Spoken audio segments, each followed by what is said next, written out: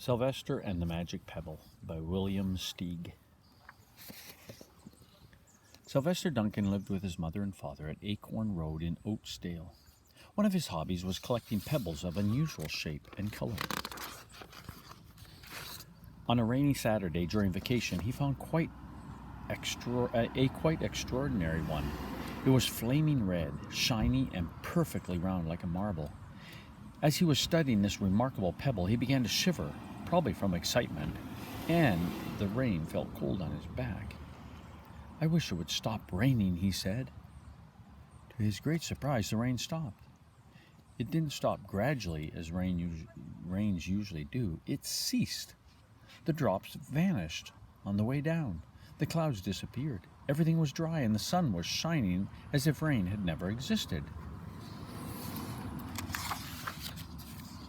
In all his young life, Sylvester had never had a wish gratified so quickly. It struck him that magic must be at work, and he guessed that the magic must be in the remarkable-looking red pebble. Where indeed was it? Where indeed it was.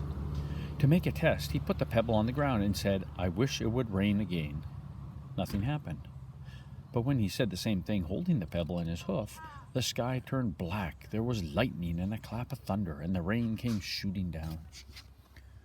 "What a lucky day this is," thought Sylvester. "From now on I can have anything I want. My father and mother can have anything they want. My relatives, my friends, and anybody at all can have everything anybody wants." He wished the sunshine back in the sky, and he wished a wart on his left hind fetlock would disappear, and it did. And he started home, eager to amaze his father and mother with his magic pebble. He could hardly wait to see their faces. Maybe they wouldn't even believe him at first.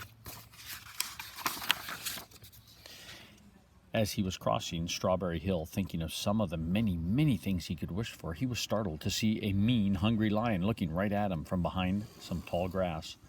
He was frightened. If he hadn't been so frightened, he could have made the lion disappear, or he could have wished himself safe at home with his father and mother. He could have wished the lion would turn into a butterfly or a daisy or a gnat. He could have wished many things, but he panicked and couldn't think carefully. "I wish I were a rock," he said, and he became a rock. The lion came bounding over, sniffed the rock 100 times, walked around and around it, and went away confused, perplexed, puzzled, and bewildered. "I saw that little donkey as clear as day. Maybe I'm going crazy," he muttered. And there was Sylvester, a rock on Strawberry Hill, with the magic pebble lying right beside him on the ground, and he was unable to pick it up. "Oh, how I wish I were myself again," he thought, but nothing happened. He had to be touching the pebble to make the magic work, but there was nothing he could do about it. His thoughts began to race like mad. He was scared and worried. Being helpless, he felt hopeless. He imagined all the possibilities, and eventually he realized that his only chance of becoming himself again was for someone to find the red pebble and to wish that the rock next to it would be a donkey. Someone would surely find the red pebble. It was so bright and shiny. But what on earth would make them wish that a rock were a donkey? The chance was 1 in a billion at best. Sylvester fell asleep. What else could he do? Night came with many stars. Meanwhile, back at home, Mr. and Mrs. Duncan paced the floor, frantic with worry. Sylvester had never come home later than dinner time. Where could he be? They stayed up all night wondering what had happened, expecting that Sylvester would surely turn up by morning. But he didn't, of course, and Miss Duncan cried a lot, and Mr. Duncan did his best to soothe her.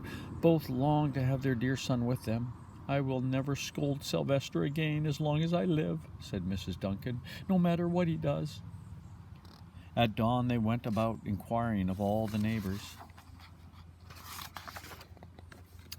They talked to all the children, the puppies, the kittens, the colts, the piglets. No one had seen Sylvester since the day before yesterday. They went to the police. The police could not find their child.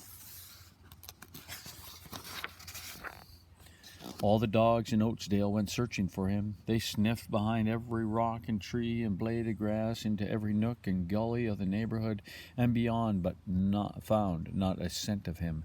They sniffed the rock on Strawberry Hill, but it smelled like a rock. It didn't smell like Sylvester. After a month of searching the same places over and over again and inquiring of the same animals over and over again, Mr. and Mrs. Duncan no longer knew what to do. They concluded that something dreadful must have happened and that they would probably never see their son again, though all the time he was less than a mile away. They tried their best to be happy, to go about their usual ways, but their usual ways included Sylvester, and they were always reminded of him. They were miserable. Life had no meaning for them anymore. Night followed day, day followed night, over and over again. Sylvester on the hill woke up less and less often, and when he was awake he was only hopeless and unhappy.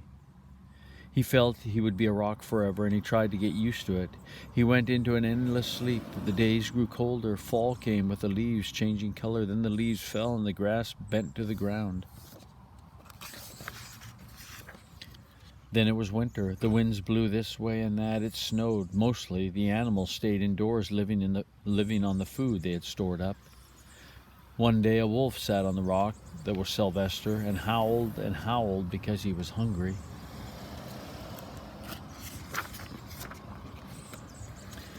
Then the snows melted, the earth warmed up in the spring sun, and things budded. Leaves were on the trees again. Flowers showed their young faces. One day in May, Mr. Duncan insisted that his wife go with him on a picnic. "Let's cheer up," he said. "Let us try to live again and be happy even though Sylvester, our angel, is no longer with us." They went to Strawberry Hill. Miss Duncan sat down on the rock. The warmth of his own mother sitting on him woke Sylvester up from his deep winter sleep. How he wanted to shout, "Mother! Father! It's me, Sylvester! I'm right here!" But he couldn't talk. He had no voice. He was stone dumb.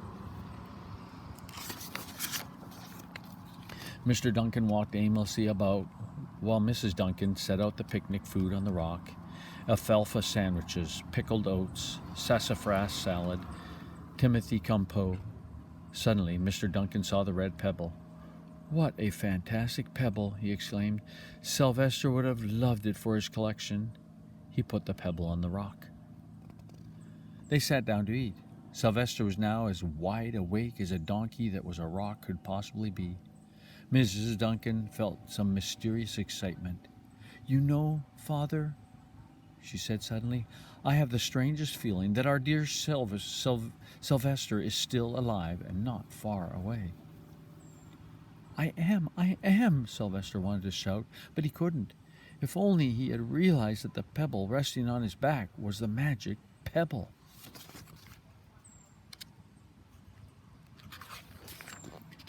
"Oh, how I wish he were here with us on this lovely May day," said Mrs. Duncan. Mr. Duncan looked sadly at the ground. "Don't you wish it too, Father?" she said. He looked at her as if to say, "How can you ask such a question?" Mr. and Mrs. Duncan looked at each other with great sorrow. "I wish I were myself again. I wish I were my real self again," thought Sylvester, and in less than an instant he was. You can imagine the scene that followed: the embraces, the kisses, the questions, the answers, the loving looks, and the fond exclamations. When they had eventually calmed down a bit and had gotten home, Mr. Duncan put the magic pebble in an iron safe. Someday they might want to use it, but really, for now, what more could they wish for? They all had all that they wanted.